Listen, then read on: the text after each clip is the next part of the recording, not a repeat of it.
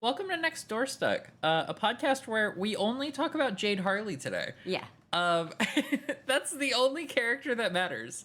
And this is true for the rest of Homestuck. Well, that's good, because Jade's a wonderful being. Hello, I'm Catgirl Next Door, or Allie. I'm Tara Turnip, or Mel. And we're back. Back at it again with the Homestuck. We're back at it again with the Homestuck. We're in Act 3, finally. And we've got a doozy for y'all. We've got some stuff going on here. I feel like I'm finally getting answers today after like 2 acts of just going, "Hey, what's this? Hey, Yeah. what's this? Hey, what's this?" And now we're finally like getting some answers, but there's also like a whole mess of a timeline now. Yeah. We're joined today by all the cats, so you might hear the cats. And if so, feel free to say hello to them. Hopefully they can just be good little beans, and maybe they'll come meow in the mic, maybe not, who's to say? Okay, and just like that, we're down to 2 cats, because Pancake immediately threw a bunch of stuff on the ground. Hooray. How are you feeling? I'm feeling good. Yeah. I'm glad that we are starting to answer some questions and throw a million more questions at you. Yeah. I feel like I'm more confused than I was before, partially just because, I don't understand the timeline anymore. Yeah, that's valid. I don't understand. I've lost track of it. I've been keeping up for 2 acts, and I've lost track of what the timeline is now, because I don't know. I don't know what the timeline is. It kind of feels like it's getting a little bit convoluted now. Yeah. This is comparatively the point where everything makes sense, so I'm sorry. Okay. Well, hopefully you can help me. Yeah. But before we do that, I just want to talk about, so we've had Nana Sprite talk about everything going on. But what I didn't realize is that, like, that means that Nana knows. Yeah. Like, Nana knew what's up. Like, we see at the beginning of Act 3 that, like, the Colonel Sassacre's book that was in the safe. Yeah, like, before everything that was theoretically, like, written by... The book that killed Nana. Yeah. Written in by a live Nana. Yeah, written by an alive Nana before this very book killed her. Yeah. I don't know, like, do we know how it killed Nana? I'm pretty sure the implication is that it, like, fell on her and she died. Heard. So she wrote this note in her book, and she was like, "Excellent. I shall write this note for John, and John will have it whenever he's a big ol' strong bean." And then immediately lifted it up above Nana's head, lifted it up above her head, and she was like, "This book!" And then dropped it on accident and killed herself. Or maybe Dad Bert just like dropped it on her, or maybe, who knows? A mystery for the ages. That's the real mystery of Homestuck. It's just a game of Clue, but Nana. Yeah, no, I had to, I didn't realize that Nana having all this info meant that, like, Nana had all that info. I figured that was, like, the sprite part of everything. Didn't process that it was actually Nana. Yeah, because, like, that is, like, what the game is supposed to do, is, like, give the sprite knowledge of the game so it can vaguely guide you in the videoed game. But, no, Nana just knows shit. Yeah. For some reason. Why? Who knows? Why does Nana know all of this? Why does Nana know, you will soon delve deeper into a realm of warring royalty in a timeless expanse, a realm of agents and exiles and consorts and kernel sprites? Hello? Yeah, like, nobody knows the word kernel sprite unless they are, like, aware of shit. Yeah. It makes me wonder if, like, Nana, like, I don't know. Maybe we'll get some fun prequel stuff later that tells us about Nana. Nana lore. Nana lore! Anyways, but then we immediately get into 100 pages of Jade Harley. Hell yeah. 100 pages of Jade. And this is immediately where the timeline gets weird, because we teleport back in time, which we've been doing, to the point in which it's like right before the pumpkin is taken by Mr. Mayor. Yeah. Because it's the pumpkin that has the little symbol on it that's like present on the page. Yeah. And then we see her there, and we call her Farm Stink, and then we go to wake up Farm Stink, and then the pumpkin just like disappears mid-air, which is a heck of a feat. Yeah. Good job, Mr. Mayor. Otherwise, Mr. Mayor would have gotten what? The Z? Yeah. The Z bubble? The concept of sleep just appearifies. Yeah, just the concept of sleep, and Mr. Mayor sleeps for 100 years, and then no. 100 more years, we're all good. I have a whole lot of notes, but I want to make sure that you get to bring up your notes first. So before I start screaming about my weird theories with the music of Homestuck, do you have anything you want to add to these beginning pages? My notes for this portion are mainly just like, Jade, Harley, your handwriting is fucking adorable. What? Yeah, Jade's handwriting is really, really cute. Okay, so the first time I read through this, I thought that note just, like, already existed. I didn't notice that, like, she, like, actively wrote it in her sleep type thing. Oh, did she? I think so. I thought the implication was that she wrote it and then just is napping there, knowing that you're gonna look. Oh, yeah, I guess that's the case. Well, never mind, I'm a fool. I thought I was onto something. Never mind, it's just actually a note that was just there already. So I guess that means I can bring up the next thing. So Jade can see the future. Yeah, a little bit. And there seems to, like, be some limitations to that I'm not quite sure of. Like, I'm not 100% concrete on these limitations. Yeah. It seems like sometimes she, like, knows a whole lot. Like, sometimes she's able to, like, give very specific details and dates. And then sometimes it's just like, I just got a vibe. Yeah. I have a vibe that this might happen. There, you're gonna have a thing happen. Yeah, and it's unclear, like, is Jade being vague because she doesn't have all the information, or because she's being vague on purpose? Yeah, well, yeah, because she seems to, like, not want to just give away the future.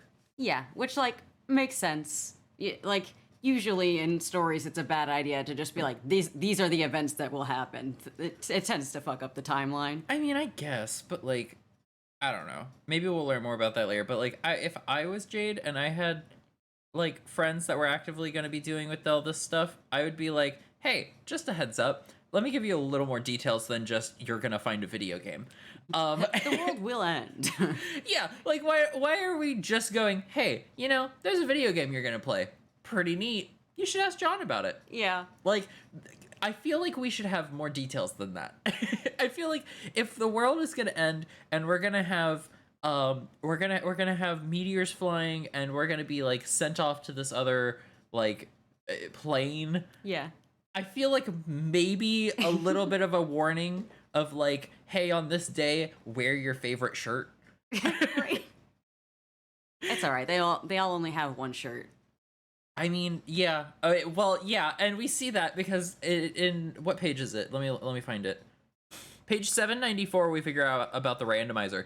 But prior to that, I just, like, she wakes up and I see that she's got, like, the weird little, like, blue tomato on her shirt. This is a pumpkin. Oh, a blue pumpkin, and then immediately after that, it's a leaf, and I didn't notice it at first.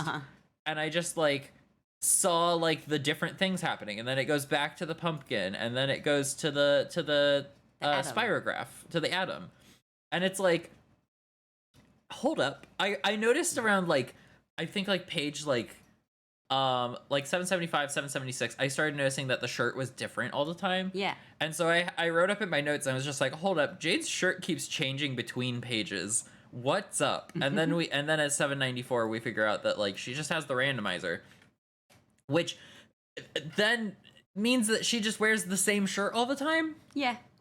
It's just changing the design. It's not changing the shirt. Right. So is Jade just perpetually smelly? Maybe. I mean, if you lived on an island in the middle of nowhere and, like, nobody would be smelling you. Oliver's typing on your notes. Oh, cool. Thanks. We just had a cat walk across Mel's keyboard. He has a lot to say. He does. He had a whole lot to say. He had the key smash about Jade. I've been there. It's okay. I just, like, I don't know. You say that everybody only has one shirt, and I guess that's true because, like, they're like John is suddenly, like, in this other plane, and Rose, like, it's been one day. Yeah. And so, like, who's to say?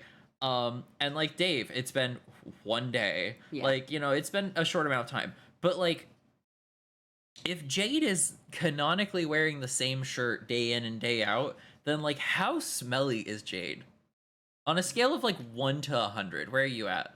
One to like a landfill. Oh no. I think somewhere in the middle. I think it's probably that Jade has like a couple of shirts with different like shapes, like a tank top and like a t-shirt or whatever, and then the design changes. So like she probably does laundry once in a blue moon. But we don't even like we don't see any of that. It's just No. like it's just a machine on the wall. Yeah. Like it's like a computer screen on the wall. There's no actual like wardrobe, it feels like. There's like drawers and stuff surrounding it. Yeah, but is that just like aesthetic? Maybe. Do we ever figure out? Or is this just the smelly mystery of Homestuck? I think the smelliness is up to interpretation. Heard. We do, upon meeting her, name her Farm Stink. Yeah, I feel like maybe whoever makes the thumbnail this week will put like smelly lines over Jade. But Poor like Jade. She's just so stinky. She's just stinky. I have like a whole block of text where I'm just like, Jade has a wardrobe machine. There's a randomizer. Does that mean Jade wears the same shirt all the time and swaps the design? Stinky. And then update. Page 800. The community voted on what designs to use going forward. It seems because there's like a poll at 800 where they like show off like the results of the poll. Yeah. And it's really, really cute. I think it's really cute that they did it that way. I definitely didn't click on the boxes trying to vote. That's so valid. I definitely didn't. You can't prove anything. I also love the little time capsule of this because like each person can vote up to 3 times. Yeah. And there are 1,600 votes total. Yeah. Whereas when I got into Homestuck, there were millions of page views per day. Jesus. Yeah. So okay. like So this is like the scale of the fan base absolutely skyrocketed like after a point. Like it was a really niche thing in the very beginning. Yeah, and it was when was that explosion? Do we know when that was? I would say around 2011 was the big boom. I was meaning like in relation to the comic, like where in the webcomic was the boom. We've talked previously about how like a lot of people like skip through to like Act 5. Yeah. Is that around when the explosion was then? Pretty much. Yeah. Okay. I would say Act 5 was the big boom where like it got big on Tumblr outside of like webcomic circles. Okay. Because previously, like a lot of the fan base were like people that were already into like Problem Sleuth and just were like reading webcomics regularly anyway. But that's when it started to hit the point where like people that like did not normally give a shit about webcomics were getting really into it. I see. To the point where like, yeah, a lot of people were just skipping forward to see the characters that were all over Tumblr. I mean, like, valid. Yeah. But I do not envy those people. Like, suddenly jumping into the middle of Homestuck seems like a nightmare.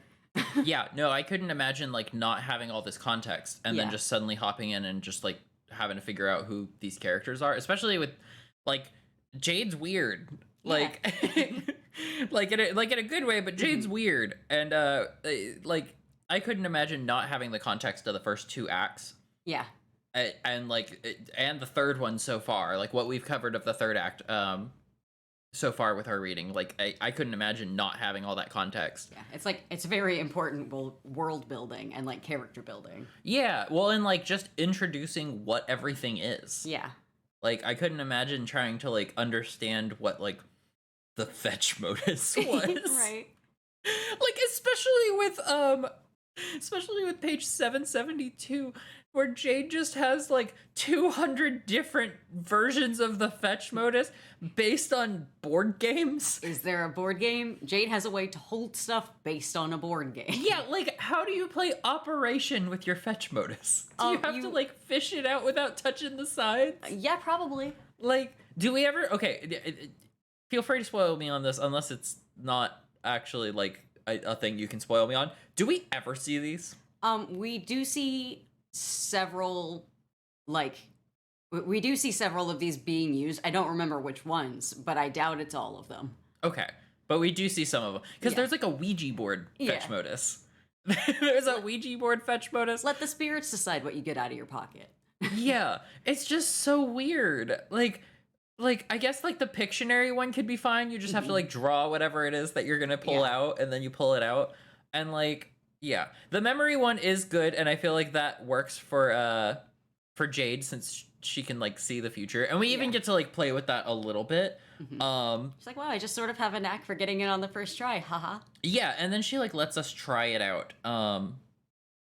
Yeah, on page 808, we get to actually like play with the memory. I mean, we in the sense of the part. Well, okay, because this is a weird like writing choice. Yeah. This is the first time that we like break the fourth wall, and we like actually see Jade interact with you in the sense of you, the person controlling the mouse. Yeah. And it's not actually us controlling the mouse, it's the webcomic is moving the mouse around and doing a thing. So it's whatever entity is controlling that mouse, and we assume that it's us. Yeah. But, like, this is the first time we ever see that. Right. And, like, it's kind of wild. And, like, Jade, like, later, like, regrets breaking the fourth wall just because we end up bringing all of the, like, silly fruit out of the inventory. Like, well, this was not worth it. Yeah, Jade's like, it says Jade is beginning to regret breaking the fourth wall for this ill-advised escapade. And our skill level is Yukon Hero, Legacy of the Frostbite Amputee. Oh, God. Which, but, like, it's weird because, like, it's the first time we see a fourth wall break, and it's Jade of all people. Yeah, who seems to know too much all the time. Yeah. And so it makes sense that it would be her, but it's like, oh, okay, she doesn't just know things. She like knows sort of the scope and perspective of like the universe ? Like, yeah. she's just looking up into the camera like she's on The Office and is like, hello, God. Yeah, she just kind of seems to like be aware of like that there is it's like whenever you teach your Sims too much science and they like figure out they're in a simulation. It's kind of like that. Yeah. I feel like Jade Harley has just like realized that they're in a video game or in a webcomic and is like, I see. Okay, well now I'll use this info. Right. Like it really feels like you are playing The Sims 3 and you have given your sim too much intelligence. Yeah. Jade Harley is, in fact, too smart for Homestuck. Yeah. On that note of Jade kind of like being, I don't want to say meta, but like being able to like know what's going on and being able to kind of like break the wall a little bit and being able to like look beyond what is immediately happening. Because like we see like John and Dave and Rose are just like focused on the things that are happening. They're not focused on the narration. They're not focused on like the mouse that is doing stuff. They're not focused on us as a person. Yeah. They're focused on the story, which like makes sense. It's a story and we're watching it happen. Jade is the first person to like not do that entirely. And then we see at page 832, we just see an end intermission of what I assume is just like a Homestuck comic. Yeah. Because it's an MS Paint Adventures and it's just GT boggle vacantly at these shenanigans, and it's like a very, very poorly drawn John Egbert. Yeah. I think so. The implication here is like in this universe that these characters are in, like John and Jade and everybody, MSPA exists in universe as a thing that has the Midnight Crew comic. And the Midnight Crew comic has Homestuck as an intermission. I see. Whereas in this universe that we exist in, we have Homestuck and we have little bits of Midnight Crew. Okay. Yeah, because that was my next question is this intermission referring to the fact of like what we are experiencing right now in Act 3 is an intermission? No. Okay. I had to check. It will tell you when it's an intermission. Okay. Well, I mean, it's telling us. This is ending the intermission of the in-universe webcomic. Okay.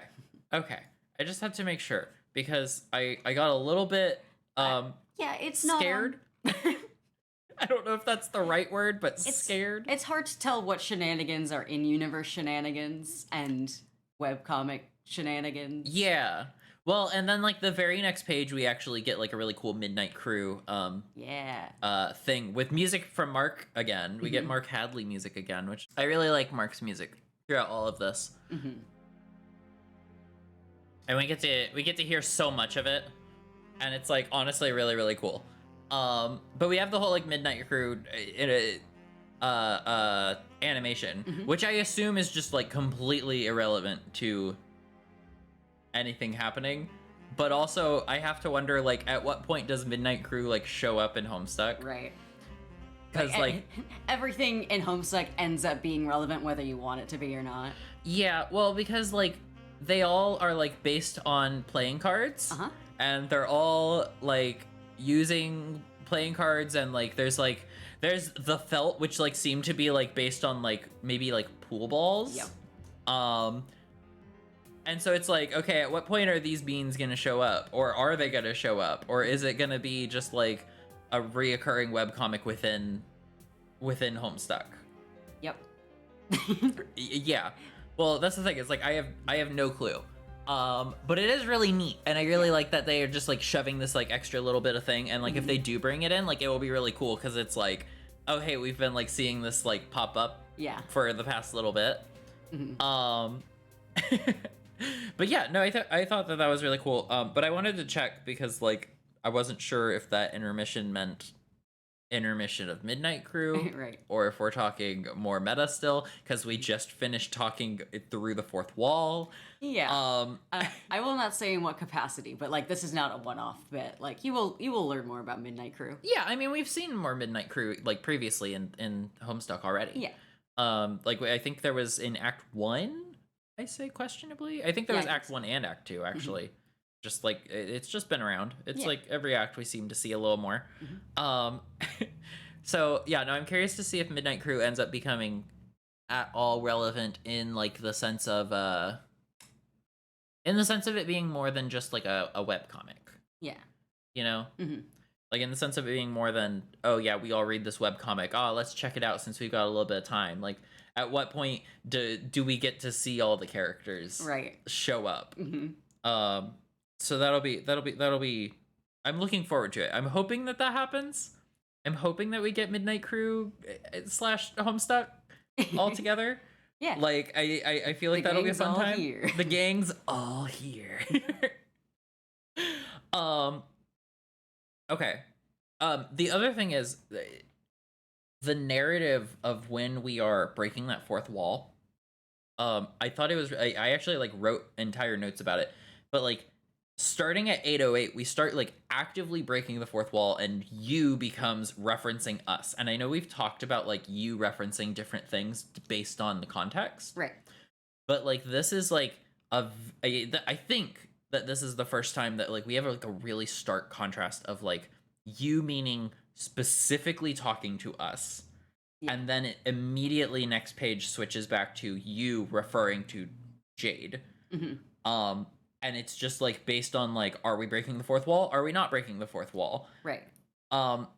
Which like makes me curious about like more of like Act 1 and 2, like whenever it seems like it's breaking that fourth wall and like referencing us specifically. Right. Like at what point are we actually breaking that wall, and at what point is it just like, oh, you know, it's just like vagueness. Yeah. I've like wanted to go back through. I didn't have time this week. I'll probably try to do it before the next podcast and just like try to find all the points again where we're like breaking that wall and see like how it compares to this point.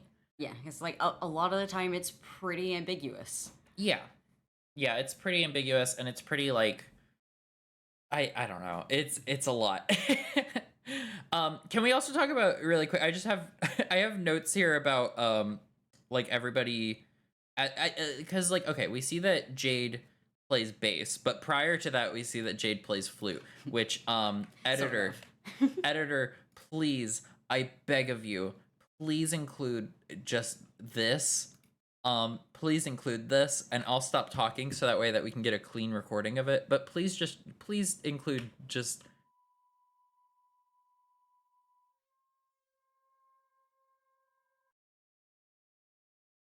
It's just Jade being a little silly. Mm-hmm. It's just being a little silly.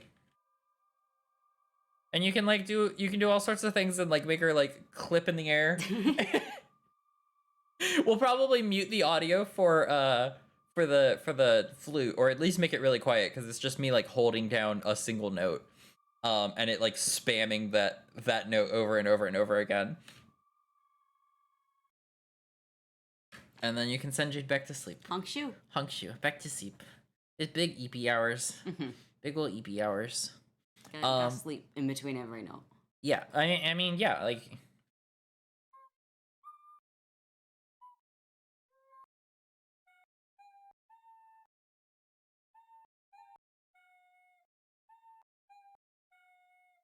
Hot cross buns, baby.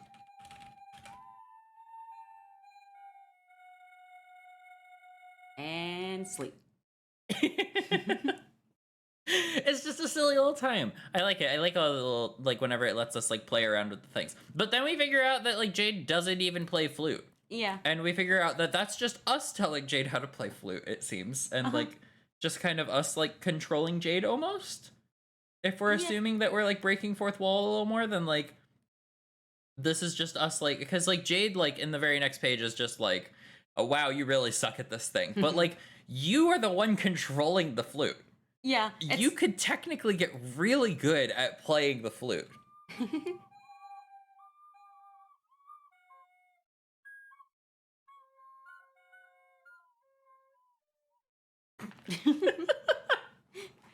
You can technically get good at that. Which makes me think that like that has to be that we're like, it has to be that we're actually like controlling Jade there. Yeah, I don't know. I hadn't necessarily thought about it too much. It could either be just silly webcomic, push button to do silly haha, or it could in fact be think about this more and you're controlling Jade Harley for some reason. Yeah, well, I mean, like, we've, like, controlled other characters prior to this. Like, we've controlled characters in the story so far. So it's not, like, too out of the ordinary to think about. Yeah. Oh yeah, can we also talk about the fact that everybody has like their, we now have like the four, I'm assuming the 4 teens, and so we now know that like John has hammers and Dave has a katana / swords in general. I that's a little vague right now, but like it seems like katana specifically, but also like we could just say sword and like slap a sword in there. Yeah. Like we'll see, because there's the Buster sword as well that we see, and like all of that stuff that can be added. So we'll see, I guess, if it's just swords in general or if it's katanas. And then Rose has the knitting needles. And then Jade just has a gun. Yeah. Jade just has a gun. Has multiple guns. Will shoot you. And is just like doesn't leave the house without it. Yeah. Can't leave the house without a hunting rifle. Which, like, I guess if you live on an island makes sense. Yeah. I guess if you live on an island that makes sense.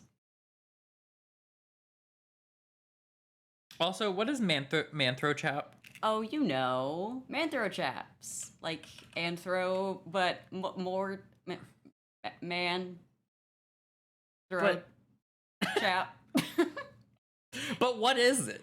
It's guys. Why does it come with needles? A vaccination kit. Why does it come with a vaccination kit in a formal attire? You have to vaccinate your Manthro-chap. But why? It's important as a parent. But is Manthro-chap like susceptible to like, I don't know, the plague? I'm sure. If Manthro-chaps are immune to the plague, good for them. So are you saying that Manthro-chaps are like real alive beings? No, but they also sell dolls IRL that their whole purpose is to shit. What? They have baby dolls that you give to children, and the thing you're that talking the dolls about real do, life. Yes, that's what the dolls poop, and that's their function. Why? Because every function of a baby can be exploited for capitalism. But why? Who went? You know what? You know what the kids will really like if we make a baby doll that shits its pants. Yep. I mean, they who did, wanted this? and they made money on it. Why? Because people are weird. I don't know. Editor, slap a picture of a pooping baby doll on, Right. on the podcast. If you can make a baby doll that shits, why not a baby doll that gets vaccines? In today's day and age, seems, sure, do it. Yeah. God, we must protect our manthrochap from polio, or else it will live in the metal lung. Oh no. We can't let manthrochap live in the metal lung.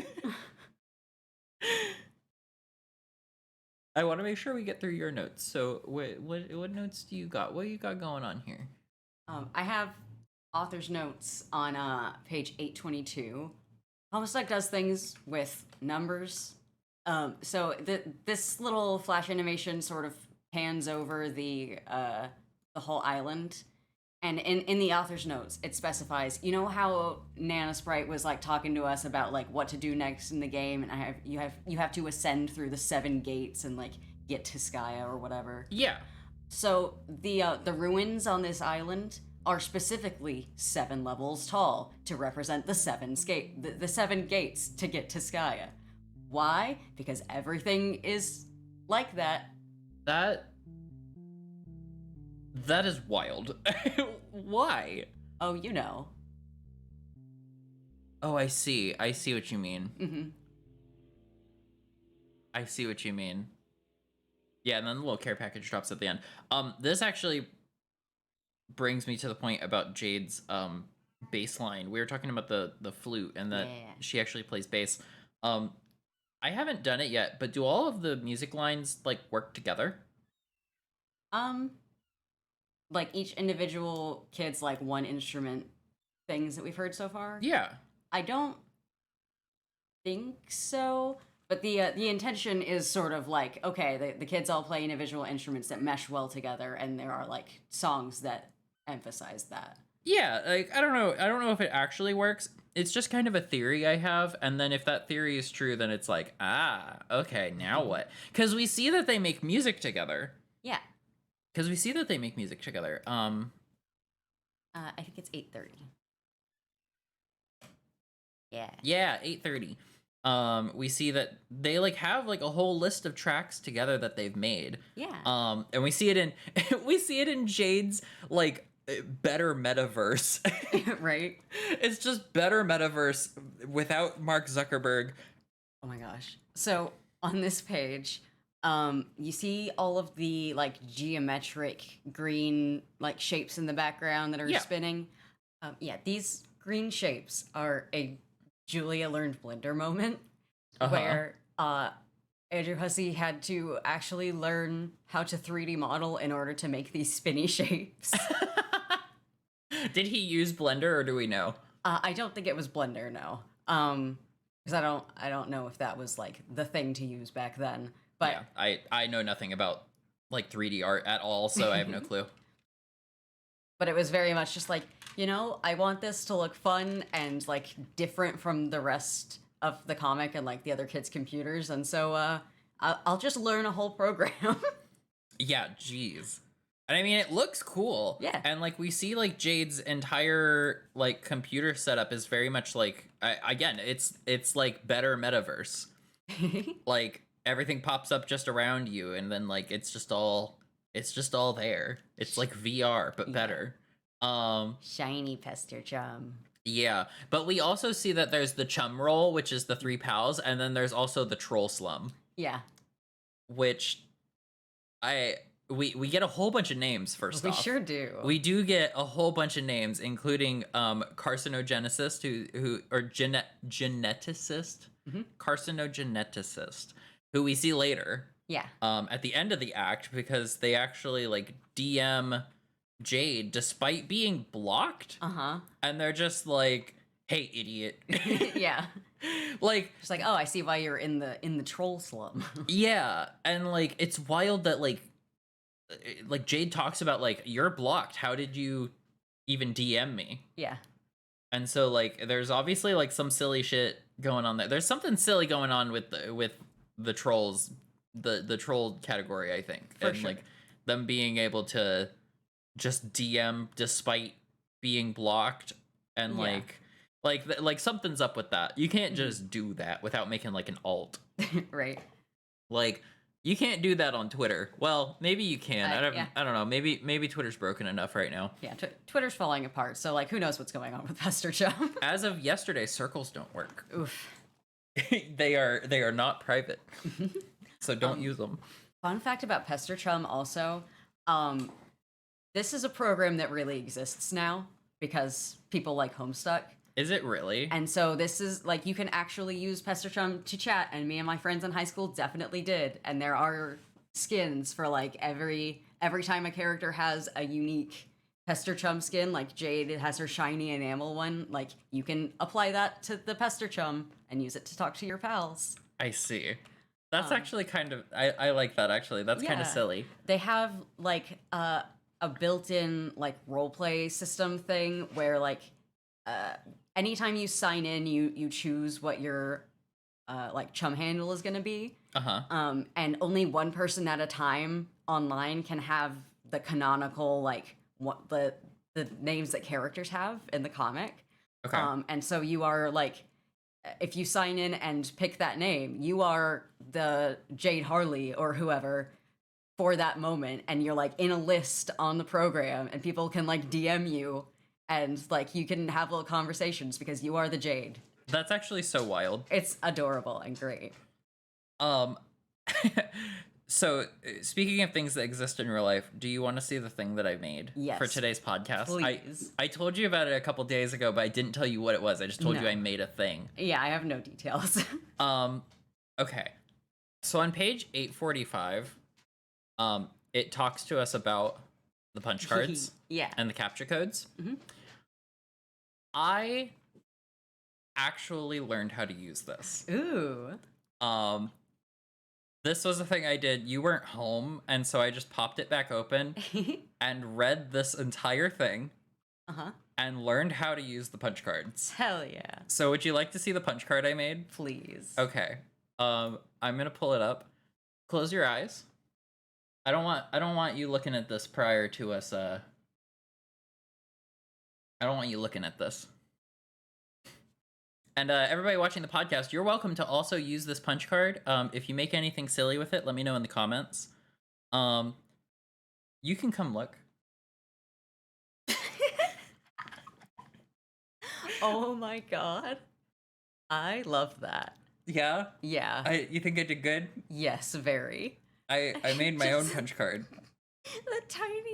The tiny JPEG Final Fantasy 14. And that way you can start playing Final Fantasy 14. Just use this punch card. The award-winning Final Fantasy 14 plus Heavensward. Anyways, so I made a punch card for you. I thought you would like it. Thank you. I appreciate it. I will just print copies of Final Fantasy nonstop with all my grist. Excellent. There is a link here that you can use. I don't know what the output link does. I assume it just makes the card on like a URL. But I figured this was better. Yeah. Having everything. And you can see like my image URL, which is just like from the PlayStation Store. Amazing. This is a thing I have done. Very good. Anyways, I hope you enjoy that. But yeah, no, I learned how to make punch cards. Hell yeah. So Mel has the biggest smile right now. Yeah. I wish we were using cameras because it's real cute. You've mastered alchemy. I have mastered the alchemy of the punch card. Anyways, I just wanted to share this fun little tidbit. Enjoy my punch card. I also love that in this little punch card tutorial that our good friend Egg here has like adorable ASCII art for no reason. Yeah. Yeah, there's It's that, so and then there's delightful. also the one of the actual like of the punch card. Yeah. I think it's really cute. It is not easy to use until you know how to do it, Yeah. and then it becomes really easy to use. Like once I knew what I was doing and like knew like how it functioned, it was like, oh, well, whatever. And then I was just able to do it. Yeah. And then I was able to get the word gay on it. It was great. That was like my goal. I was like, I want to just like make like 42069 gay. Like that's my goal. Yeah. And it was hard. And then I got it. And then it was good. So now we have it. Truly the only CAPTCHA code you'll ever need. It's the only one. Okay. I have one more question before we get into timeline stuff. Yeah. On page 844, so right before the punch card, we get the MS Paint adventure where we see the silly little worm. And it eats the mailbox. I love worm. And then the guy gets upset and like pulls what I assume is a sword. And we don't really know what's happening beyond that because that's just where the comic ends. But is this worm in any way related to the worm that's in the later pages on page 856? I think mostly it's that is what every worm looks like in this art style. Okay, I wasn't sure if they were like the same little pals. No. Because like I have like a whole thing of my notes on here that's just like, is that the worm from 844 but like a different one? I'm sorry. So I wasn't sure if these are like the same worm. I know that you, because I've seen part of your notes and I saw that you like took the entire image of this worm. I just really like the worm. Oh, okay. I mean, that's valid. That's valid. I just was like, wait a minute. Are they related? Are they friends? Did Grandpa take this worm? Yeah. Did Grandpa take his friend? But also it was like, because like if so, then like that would be like, okay, well then like this apple thing has happened before, the giant metal apple. Yeah, and it's also like this worm here, like in Jade's house, does not appear to be metal. No, but it looks like kind of similar. Yeah, it's got the shapes. It's got the silly face. Yeah, it's got the little silly face with the little silly eyes. This one has evil pointy teeth, whereas metal worm has no teeth. I mean, that's fine. Maybe metal worm does have teeth, and we just don't know. Oh, secret teeth. Yeah, I mean, like everybody has secret arms till they need them. Fair enough. That's Who's valid. to say that secret teeth don't exist? You gonna start talking about logic now? Okay. Yeah, I would say that through the power of Homestuck, it's possible for anything to be related, but at least as far as like surface level goes, nah. Okay. Just both worms. Okay, just both worms. I can live with both worm. I also feel like before we get into the timeline, I have to bring up the last thing, which is right before we see the worm. So what's going on with Mama Rose mom? So Mama Rose mom, Mom Lalonde, if you will. Okay. We see I believe it's during the like end of Act 2 animation where she's like going down into the basement and she has the code that's 413 inexplicably. Yeah, she has. Well, she just like pops open a thing and like types in the code and then it opens up the mausoleum door underneath the cat. And then in Act 3 we see Rose at one point grab all of her stuff, including the cat. Yeah. and go downstairs into this area. But like, what is it? Like, what is this SN sign? What is this giant, like, I'm assuming it's gotta be like a server of some kind was my initial thought. Yeah. Is like maybe it's a server.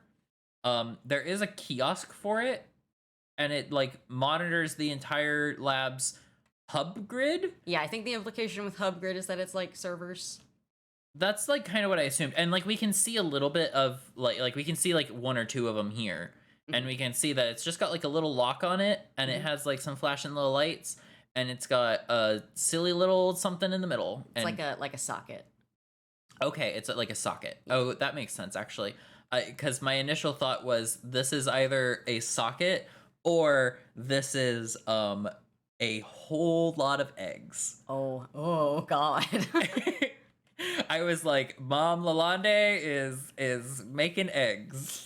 She's doing a thing down here. Mamma mia. Mamma mia, these are my eggs. But also you see that there's like the circle in the center of like the whole thing. You're probably gonna have to do a still image editor so that way this flashing doesn't hurt anybody, because this entire image is flashing. Yeah. But we see in the center what looks like almost like a teleporter. Like the ones we see in Jade's house. Yeah.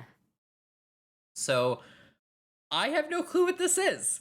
And we haven't gotten this far into the plot. Like the farthest that we've gotten is the conversation with CG, where we see CG talk shit and then leave, and then Get reblocked. get reblocked, and then that's the end of what we've read. Yeah. So it might explain it more later. Maybe the next episode I'm gonna come in and I'm gonna go, it wasn't eggs, but like. I have author's notes for the big flashing grid, and it's oh my god, the hub grid looks like a chessboard. I just noticed that. Haha, just messing with you. I made it that way on purpose. Can't believe you actually fell for that. Oh my god. Yeah, that was another thing, is that it is a chessboard. It is like the exact same layout as the chessboard that Mr. Mayor the residential districts that Mr. Mayor makes. Everything just coincidentally ends up being a chessboard or playing cards or pool. Yeah, everything is related to some tabletop game. Yeah. Inexplicably. Yeah. Okay. Now I want to go through this timeline really fast. Okay. As the end of this episode, I think. Okay. Because unless you have another point before this, because this timeline's confusing. Yeah, a little bit. It's popping back and forth a whole lot. It does. It pops back and forth the entire time. Editor, this is about to be a fun time for you. Ooh. Ready? So we see Jade wake up, and we are at the point in which Mr. Mayor has taken the pumpkin. Right. And then whenever I was doing that, my assumption was Mr. Mayor is in the future, which we knew, and Mr. Mayor pulled from the past. So that doesn't really set any timeline for us, other than we know what time Mr. Mayor pulled that. Like from the machine, like it had like the dates and times and stuff like that on it. Yeah. But then we like do a whole lot of like swapping back and forth between characters. Because like while we are making the steak for Becquerel, Becquerel, is that how you say that? It's debatable, but most people just say Beck. Beck. Okay, I can say that. As we're making the steak for Beck, who is apparently a friend and a pet, and I'm kind of theorizing maybe a dinosaur. Especially since this island seems to have like dinosaurs and stuff on it, or like frogs on it. So like maybe frog dinosaur, who's to say? But then like we like see this whole conversation with Dave at 8:29. And we kind of start immediately bouncing around a whole lot. Because we see this entire thing where Dave is just like spamming just spamming DMs. When does that occur in everything going on? You can see here that like Jade missed these messages, and they're from the day before 413. So Dave like sent all this in the middle of the night, like at fucking 11 p.m. the day before, and Jade was asleep. Okay. And so all these messages have just piled up, and now she's checking them on 413. Okay, I see. So this is all prior to any events occurring. This is all prior to John's birthday. This is all prior. Okay. That explains that part. Also, gotta ask, is John or is Dave crushing here? Is Dave just like super autistic? Is it Could be both. I mean like both, but like what's the like I couldn't parse the vibe. The vibe is like it's up for debate and like interpretation if you think this is like crushing, but Dave in general just sort of does this, where Okay. he just like goes like he starts typing to somebody and they don't type back, and so he just monologues until he gets bored. I see. So this is mostly just a Dave. Yeah, I wasn't okay. Like my notes literally just say page 829. Is Dave crushing, or just has turbo autism, or just weird, or all? All.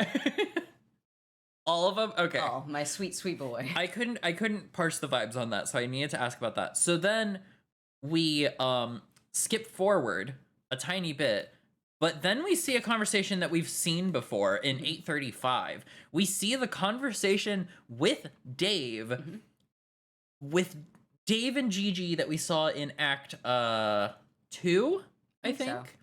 We see this like towards the beginning of Act 2, I believe. Editor, just put whatever page it is. And pop it like pop up the page. It's in the prior notes. We have it. This is a conversation we've had before. Right. This is just showing like this is what Jade was doing while this conversation was happening. You saw it from Dave's perspective the last time. And so it's just putting into perspective like the stuff Jade's doing is happening at the same time as when Dave did these things. But like okay, so that means that then like the pumpkin being pulled from Mr. Mayor is like a way earlier pull than we expected, cuz like that means that it's like beginning of the day basically. Yeah. Like Mr. Mayor pulled that like fresh in the morning. Yeah. Fresh in the morning picking pumpkins out of people's hair. Yeah. Okay, yeah, cuz I like we just it like I understand the idea of like we've gone back in time, where like going through the timeline a third time or a fourth time rather. And we're like seeing all this happen. But like also like this conversation is like happening. Isn't this conversation happening like while this conversation happens at like the beginning of Dave's section? Yeah. This is like very early in us like seeing Dave. Mm-hmm. Like before we go into Bro's room, before we see Lil Cal, before we like see any of that. Yeah. Like this is like the very beginning. So it shoots us really far back. And like honestly, like almost to like the very beginning of the day, like Jade was just like sleeping from the night. Yeah. And like just wakes up. Is that yeah? Pretty much, yeah. Okay. Like you can see that like at pretty much the same time she sends the like, "Hi, happy birthday, John," like little message over there. Yeah. And that just like sits for a while. And so she starts talking to Jade. Or starts talking to Dave. Jade starts talking to Jade. I mean, maybe. Yeah. That we'll see. Yeah. Okay. So then that happens, and then the very next page we cycle super far forward. To the fight on the rooftop at the end of Act 2. Yeah. So we just immediately shoot back forward in time, right? Yeah. So we've shot forward, let's say, I don't know, a couple hours, 6 hours maybe. Yeah. Okay. And we get this cool animation of Dave fighting Lil Cal. Definitely Lil Cal all on his own. Yeah, definitely Lil Cal all on his own. Definitely not Bro moving Lil Cal around and then doing sillies. Okay. And then we immediately go back to Jade. But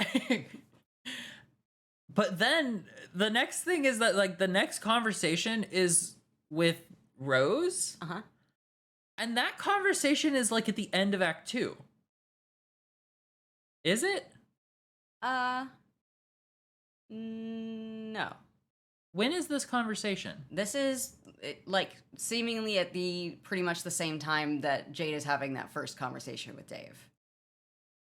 Like she wraps up that conversation and then pops open Rose's DM. But like we've seen this conversation before. Yeah. Right? Yes. From Rose's perspective. This is like before everything is on fire. Oh. Oh, I see. Yeah. Okay, I understand a little more then. Yeah, because this is like a whole conversation about like you're gonna lose your internet soon. Okay. Yeah. Because there's no the thing with this is that there's no. I mean, there's like a time at the end, but there's no like time of like the start of the conversation.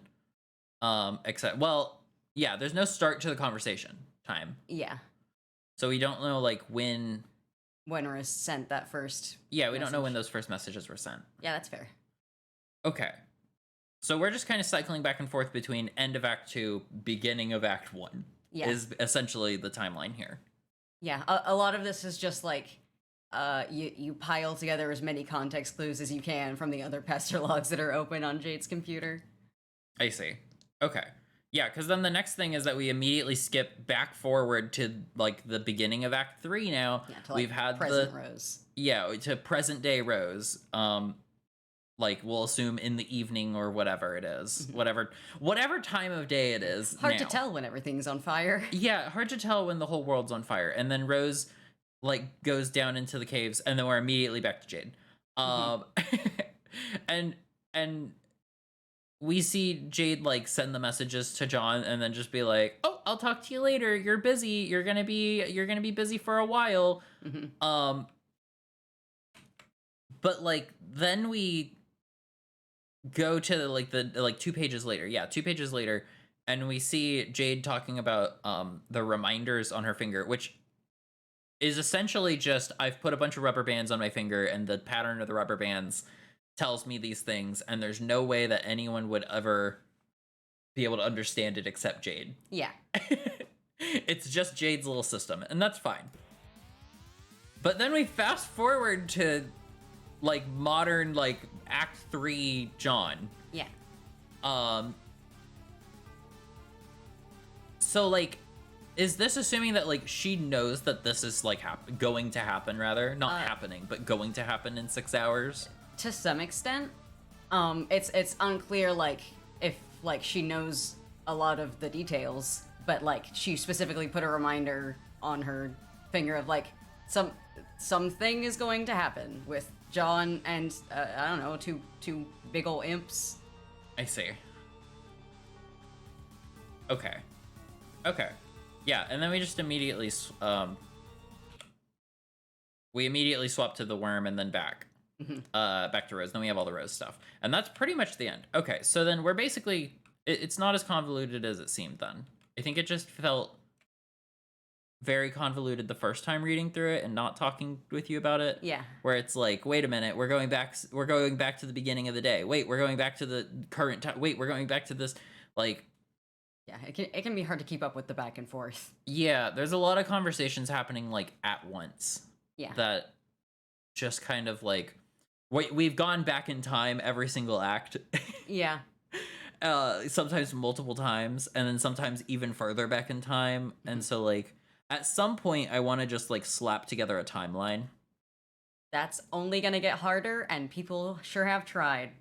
Well, what I mean is, like, I want to just, like, maybe, like, at the end of Act 3, like, maybe we do an episode where we just, like, recap the past 3 acts to make sure I'm on the same page. Like, even just, like, the end of an episode. Yeah, just, like, what order events actually happened in. Yeah, just to be like, okay, so this part where we're talking with Jade and Jade is doing all of this stuff is happening at the same time that this is happening here, and at the same time that this is happening with Dave, and like just instead of like having the constant back and forth, just like set it all into a line of like these things all start at this time and this conversation occurs here and then we go from there, like, you know what I mean? It becomes a progressively more useful tool as time goes on, but there is a mod for this that originally existed as like a browser extension. Okay. That is the Homestuck POV cam. So you can choose a character and then go through the comic seeing only what they see in order. So like if you want to just see the John experience, you start at page 1 and just only see the pages from John's perspective as they are chronologically happening. So that could be useful as we go on in terms of like putting things in order of like for a specific character. Like when did they do this versus when this was happening? Just like Yeah. I mean, mostly I just want to be able to like line up like while Dave is on the roof, John is doing this and Rose is in the basement. Yeah. Like I just want to be able to like line all that up because I feel like having some sort of visual source will help with that because it's already getting very convoluted in my head of like, especially because like we're reading over the course of like a long period of time. Like I'm not reading like every single day. Right. So then, like, it leaks out of my brain slowly, especially with the move and everything else going on. Like, Yeah. it just kind of leaks out of my brain. And so then I have to, like, go back and remind myself. And I have all my notes. And so I've been able to go back and remind myself. But also, like, without just straight up rereading the past 2 acts, it's kind of hard. I will say, I don't remember when they start happening, but at a certain point, there are, like, recaps within the comic that will go over the last couple of acts and just be like, hey, I know this is a lot. Here's just like 1 page with some text on it. You read through and like refresh yourself on what actually happened. Yeah. Well, like, I'm aware of like all the things that have happened. I'm mostly just talking like specifically like timeline wise, like, yeah, when are things happening? Because like I think I could pretty effectively recap every single individual character's like storyline so far. Like I could probably like do a description of like, this is what happened to Dave from act 1 to act 3. Yeah. And like do that pretty well. And like I might miss a couple things here and there just because like, you know, but like I have that knowledge. The problem is that I don't understand entirely like where that knowledge crosses over with like Rose being in the mausoleum. Yeah. Or John being in the house. Or Jade being asleep. So I would want to like go through and just like set up a timeline of like Jade is asleep and everything here is happening. And then Jade wakes up and all of this is happening from this point on. And this conversation happened at like, you know, just like kind of like use the Pester Chum logs to like create a timeline of some kind. Yeah. So maybe we do that like after we've finished act 3, just to, like recap, or I don't know, whenever it feels the best, we'll just like plan a time to do that. Maybe. Yeah. I don't know when. I don't know when that'll be. It may. I say end of act 3, like I know that that's going to be a good stopping point for it, and like to do that, I have no clue. It could be next episode. It could be in 4 episodes. It could be in a year. Who's to say? Oh. I don't know. I don't know when it will be. But whenever it's like the best vibe for it, I think, and maybe like that's even a thing you decide, because for anybody who doesn't know, Mel's the one that decides a lot of like what we read for these episodes. Yeah, I vibe out like stopping points and stuff since I've already read stuff and have more context of like when a good stopping point is going to be. Yeah. So Mel has gone through and like done that. And so like this episode, Mel told me what pages to read. And I read those pages and then we record the podcast and then we get the podcast out and then I read more pages, whatever pages Mel tells me to read. Yeah. Mel could tell me to read 1,000 pages, and I guess I would just do it. Oh. But like, I have no clue. I don't know the context. I am not looking ahead at all. I can't look ahead. It literally won't let me. I actually like accidentally like typed in like I like earlier. I think it was like I typed in page like 780, and I accidentally put like another 0, and it just gives you the like. You're being you're trying to look up spoilers. What are you doing? And you have to go back and you can't like look. So like I have no clue.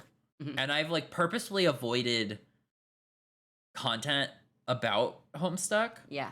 Even as far as like character art. Like I could not tell you, like I have been blissfully unaware. And like I run the Twitter and I interact on the Twitter. But, like, you do a lot of interaction on the Twitter as well, and you run the Tumblr. Yeah. Because I feel like the Tumblr is a much more dangerous thing to run. Yeah, definitely. Because, like, the Twitter just kind of, I don't know, it's Twitter. I feel like most of the Homestuck community is not on Twitter as much as they are on Tumblr. Yes and no. A lot of people migrated during the great Tumblr porn ban. Valid. So there's kind of a mishmash, but, like... a lot of people that are like actively like engaged in the community are still on Tumblr. Yeah. Or have gone back. At the time that we're recording this, we at the time that we're making these like episodes of the podcast, the cafe in California is currently like going on or is about to go on. It's having like an opening party on 4/13. Okay, so it's like happening this way. Actually, the day this episode goes up is when the cafe opens. Yeah. And so it's like I have had to just avoid every single piece of information about the cafe. Mm-hmm. And it is on not only the Homestuck, not only on the Nextdoorstuck Twitter, but it is also on my main Twitter account for like for like my normal content creation stuff. Yeah. Like my actual day-to-day Twitter account. It is all over. Yeah. And I just have to kind of like close my eyes and do a scroll and just avoid all the context. And like I like randomly will get like a recommended tweet now from like James Roach. And it's just like, wait, no, stop it. I just have to swipe it away because otherwise like I get spoiled. And so I've just had to like really like be adamant about not spoiling myself. I'm doing my best. I'm doing my best for this podcast. I hope everybody's enjoying it. So many things happen in Homestuck, and there are 80 bajillion characters. And I probably wouldn't remember them even if I did see them, but I don't want to see it. Yeah. Because inevitably then whenever we run into this, it'll be like, oh yeah, I saw this character on Twitter. Yeah. You know, oh, I saw fan art of this character, you know, and I don't want that. So it's just gonna, whenever it happens, it happens. Mm-hmm. My, like, last note on my thing is just, like, Griffin McElroy in the Woods voice, my boy! See, Ellie, I told you the other person with the handle CG was the best character in Homestuck, tied with, like, 14 other characters, but shut up. I hate CG currently. Yeah. CG's a little dick. Yeah, it's just shouting. But maybe someday the shouting will be endearing. Okay, maybe one day. Right now, CG is just kind of angry little bean. Yeah. Just kind of a jerk. Yeah. Just like me, for real. No. So, I think this is a good spot to wrap it up, though. Right? Yeah. Do you have any more notes? Not really. Like, a lot of my notes for the very end are just worm. Worm! Put another worm on the screen! Bam! Bam! Another worm! Another worm! Yeah! Worm!